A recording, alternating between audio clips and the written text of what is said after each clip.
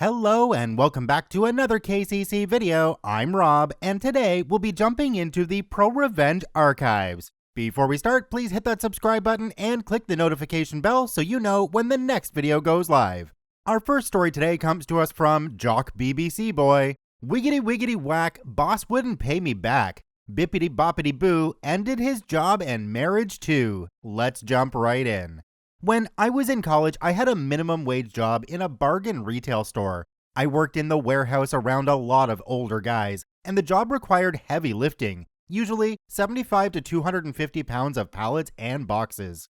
I started off working in the warehouse, and it motivated me to start lifting weights seriously. I lost 26 pounds over the course of my first 6 months there by working out solo at the campus gym. However, most of my coworkers were older guys. I was 24 at the time, with whom I had very little in common. I rarely talked to anyone else, but I did want to be seen as one of the cool guys. So it was strange but an honor when the manager of the fleet of delivery trucks, we'll call him Victor, approached me at work one day and started conversing with me. Victor was older, 45 I think, but he was well respected by everyone in the warehouse. He dressed well and seemed pretty fit. In the course of the conversation, we discussed lifting weights together and invited me over to his home gym one day. We exchanged phone numbers and agreed to lift together on a Friday when his wife, we'll call her Nora, was at work. I showed up at his house with one of my favorite t-shirts on, and Victor was shirtless. He suggested that I lift with no shirt too. I felt uneasy about it and said no. Victor snatched my shirt by the left sleeve and pulled it until it ripped. He apologized, promised to buy another shirt for me, and I had to lift with no shirt on. We worked chest and triceps, but throughout the lift, I felt uncomfortable. Victor kept touching my chest and my stomach. He said it was to focus. I kept pushing it to the back of my head, but I declined to go inside Victor's house. I left my ripped shirt at his house in the garage where his weight set was located. Over the next few days, the awkwardness increased. Victor asked during phone calls if I had a girlfriend, if I was having sex regularly, if I watched certain videos. He ran into me in the break room at work during my lunch break and would always sit close to me just to talk about really personal stuff. I learned that his wife was a pastor at a prominent church, that she made more money than Victor, and that Nora did not believe in sex outside of procreation. When I asked about my shirt being replaced, Victor always said he had money problems. I ended up replacing the shirt myself later. Victor invited me over again to work out with him. I wore a tank top that time. Victor asked me to take it off. I did, and during the workout, mentioned that he was behind in his electric bill. He asked to borrow $40 and said that he and his wife were having a rough patch, so he couldn't borrow from her. Like a gullible idiot, I went to the nearest bank, withdrew the money, and put $40 in Victor's hand after our workout.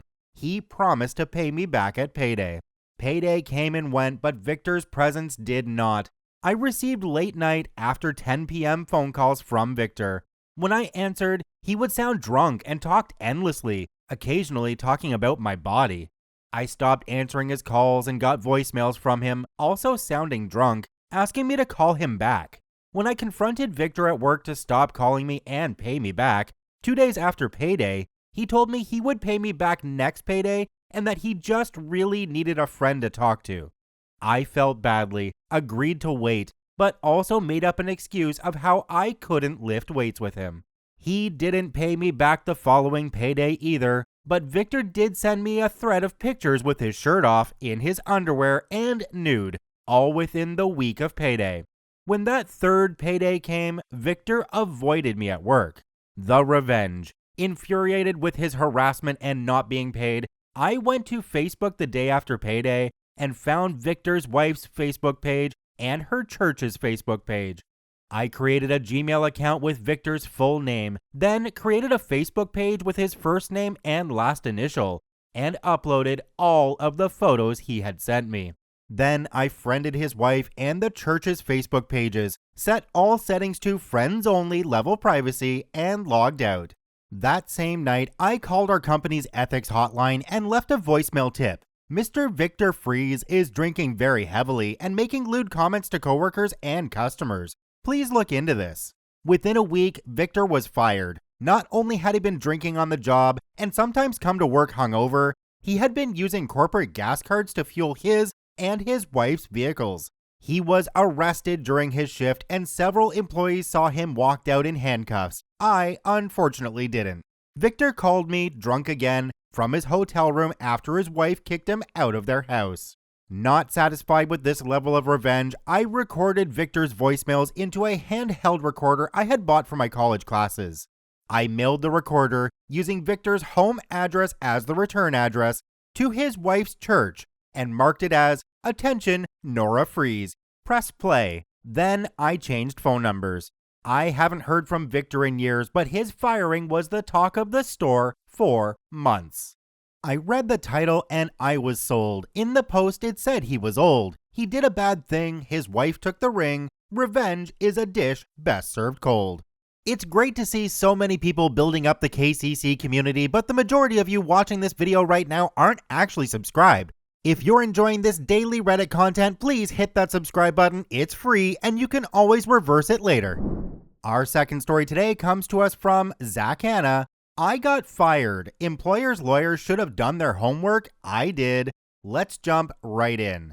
This happened to me about 20 years ago while in college. I am being deliberately vague because reasons. Background. I got a job basically office sitting on weekends. I showed up at 8 a.m. and every hour I checked over things, handled the occasional phone call, and then left when the 4 p.m. person arrived.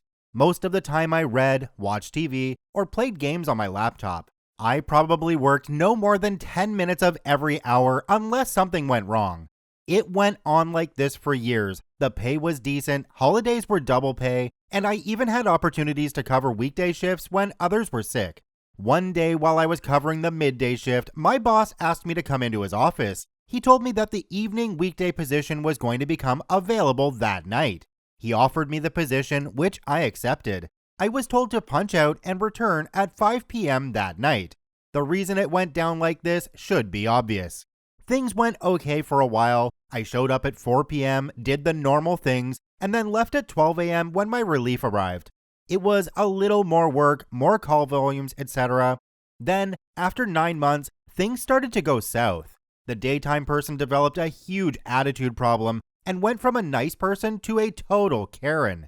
She would complain about everything I did. For example, one time a system jammed up at a remote site and she called them. 5 hours later, I saw the jam was still there, so I called that site again to see if they were still working on it or if something else was wrong, because the woman on our end who would be the one to help them was leaving soon. They did have a problem and so I hooked them up. My reward for making sure the problem got solved and not having to bother an upper-level employee at home on a Friday just after having left work, I got yelled at because Karen complained that I had apparently ignored her log entry about the issue. My defense was ignored. The boss had me highlight important things on the log to verify that I had read them.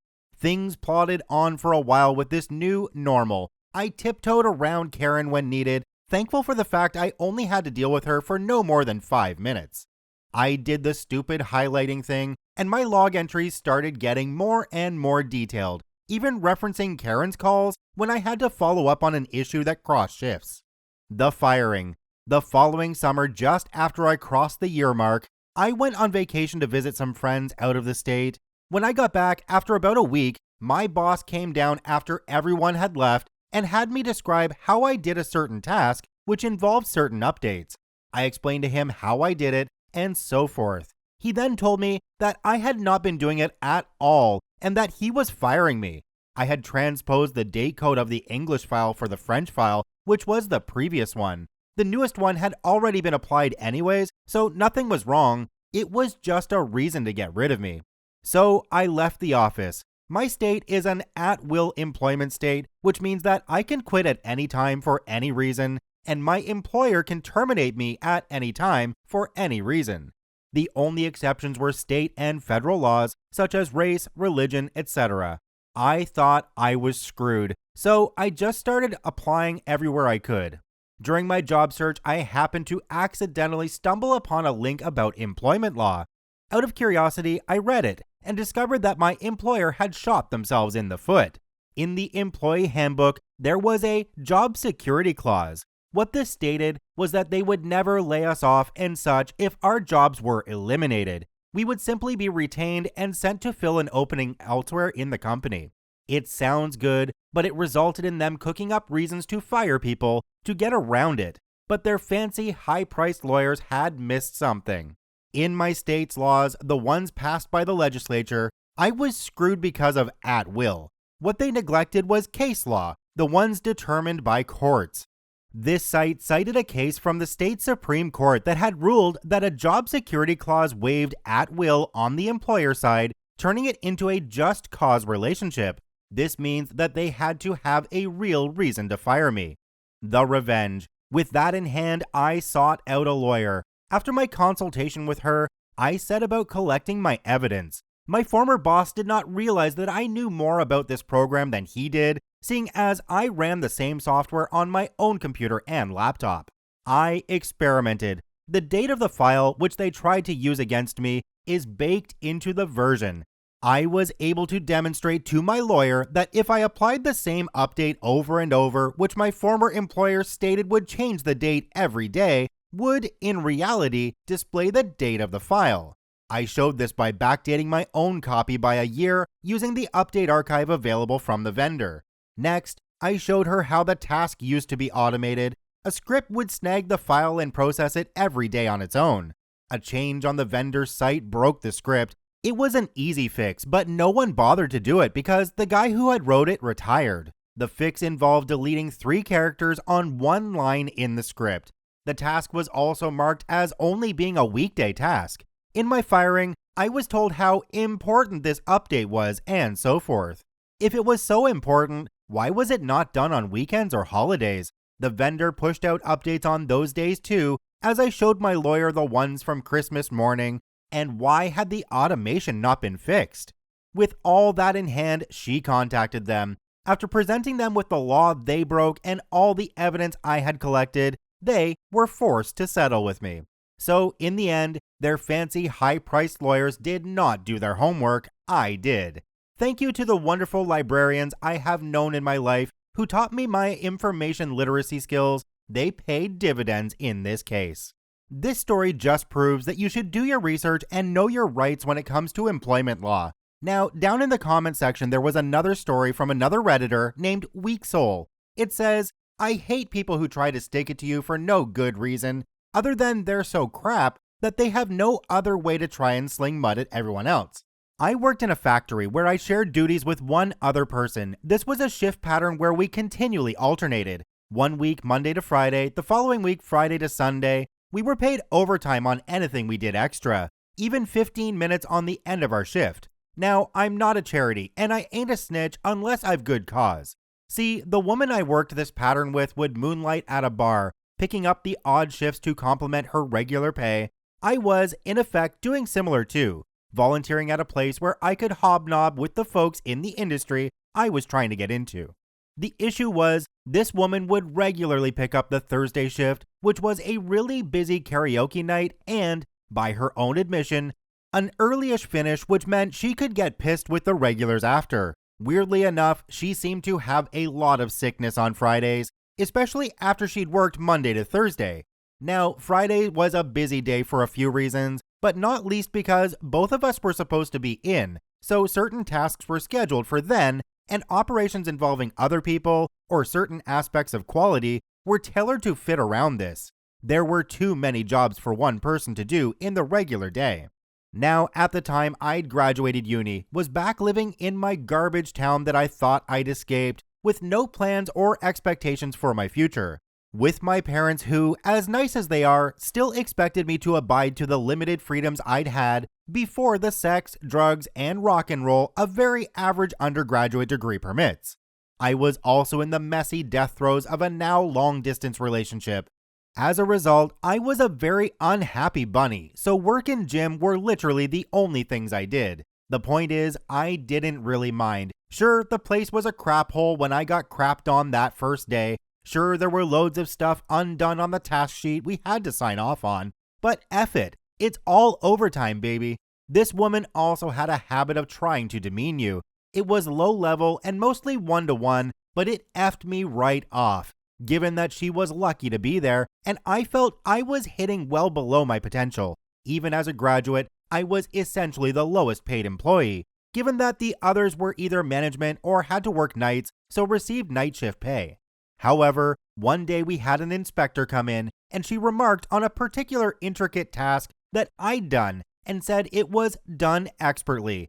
Well, that was red rag to a bull for this woman. Oh, it's the only thing they teach them at college. In my country, it's called university. College is the thing 2 years before that, yet another little dig. Anyway, I go on leave for a few weeks and the cow can't pull her usual stunt of bunking off and having me cover. Obviously, our space in the factory was hell by the time I got back. I guess me going away pissed her off loads, because when I came back, my boss, who was a nice bloke but also a friend of this woman's, sat me down and said, I know she shouldn't have, and I've told her off for it, but while you were away, woman went into your pigeonhole and pulled out your timesheet. It seems like you've been doing a lot of overtime, and woman was going on about how she doesn't need to do overtime, and that maybe you should speed up like her. What do you have to say about that?" Now, this was the first time anyone had ever complained about me in the workplace, so I was kind of blindsided. I just sort of said that there were a lot of things to do, and some days were busier than others, and then I actually thought about why I'd had busy days, and told the boss, well, obviously, it's difficult to manage when you're continuously down on a Friday. Then I showed him the logs of all the jobs we do, and how my initials appeared twice as many times as hers, regardless of what shift we were on. Now, as I said, Bossman wasn't a bad guy. In fact, turns out Bossman was such a good guy that woman had previously worked in this very same factory years before I started, but had some personal problems, which ended up in her getting fired for missing days and not pulling her weight. Apparently, the boss stuck his neck out for her, and after she'd promised him she'd sorted her life out, rehired her under the strict warning she'd not pull that crap again. After checking over her leave to confirm what I was saying, they started disciplinary procedures that would pretty quickly get her fired again. It wasn't straight away, but her trying to make me look bad really backfired on her. The job paid reasonably, if you consider the hours and the fact she'd left school at 16 and was working a job advertised as graduate entry. Soon after this all came to light, I left to do a master's course before she actually got fired. But the girl who replaced me couldn't have been nicer, and I think the bosses took extra care to not have another employee want to leave because of this woman. That wasn't my reason, but I'm pretty sure they believed it was, given the timings. Weirdly enough, I get a text from her about 2 weeks after leaving work, wanting to know my address. She has been banging on incessantly towards the end about her wedding, so I texted her back my address, and sure enough, she's invited me to the whole day. Needless to say, that went in the bin, and I never heard from her again. It blows my mind how oblivious some people can be. So she did wrong, she got fired, the boss brought her back, and she did wrong again and got fired again. You can already tell she's pretty clueless from that, but the wedding invitation was definitely the icing on the cake. Thank you to all 3 OPs for posting their stories in the ProRevenge subreddit. They are linked in the description down below. Please go check them out. Check out one of these other videos, and if you haven't yet, please hit that subscribe button for more daily Reddit stories.